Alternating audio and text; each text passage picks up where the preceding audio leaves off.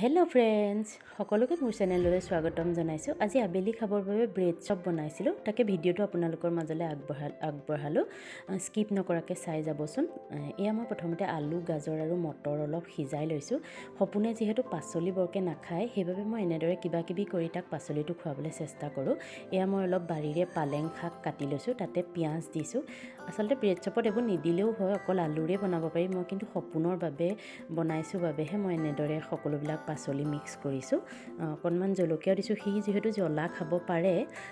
ইয়াৰ মই সিজাই লোৱা মটৰ, আলু আৰু গাজৰখিনি পিঁয়াজ আৰু পালেঙৰ লগত একেলগতে পিটিকা বনাই ল'ম। অলপ নিমখ দিছোঁ, অকণমান গৰম মছলা দিছোঁ, হালধি ব্যৱহাৰ কৰা নাই কিন্তু দেই। এতিয়া আন এটা বাতিত মই 2 চামুচমান বেচন আৰু অকণমান কৰ্ণফ্ল'ৰ, নিমখ অকণমান দি ভালদৰে গুলি ল'ম। ব্ৰেড চপটো ইয়াতে লেটিয়াই ভাজিবৰ বাবে বেটাৰটো মই ৰেডি কৰি লৈছোঁ।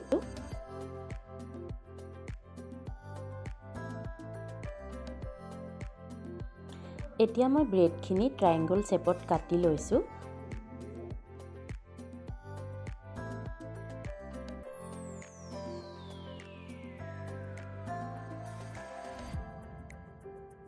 এতিয়া মই ৰেডি কৰি থৈছিলোঁ যে পিটিকাখিনি ব্ৰেড এপিছত এনেকৈ লগাই আৰু এপিচ ওপৰত ব্ৰেড এনেকৈ জইন কৰি দিছোঁ। এতিয়া ৰেডি কৰি লোৱা ব্ৰেড চপকেইটা মই বেটাৰটোত লেটিয়াই লৈছোঁ আৰু এখন কেৰাহী পাতি তেলখিনি গৰম হ'বলৈ দিছোঁ। তাতে এটা এটা কৰি ব্ৰেড চপকেইটা অলপ ৰঙচুৱাকৈ ভাজি লৈছোঁ। ঠাণ্ডা বতৰত আবেলি খাবৰ বাবে এটা ধুনীয়া স্নেক্স ৰেচিপি ৰেডি হৈ গ'ল। আপোনালোকে বাৰু ভিডিঅ'টো চাই কেনেকুৱা পালে? যদি ভাল পালে লাইক এটা কৰিব, কমেণ্ট কৰিব আৰু যিসকলে মোৰ চেনেলটো এতিয়ালৈকে ছাবস্ক্ৰাইব কৰা নাই তেওঁলোকে মোৰ চেনেলটো ছাবস্ক্ৰাইব কৰি দিব বুলি আশা কৰিলোঁ। আজিলৈ তেতিয়াহ'লে বাই বাই।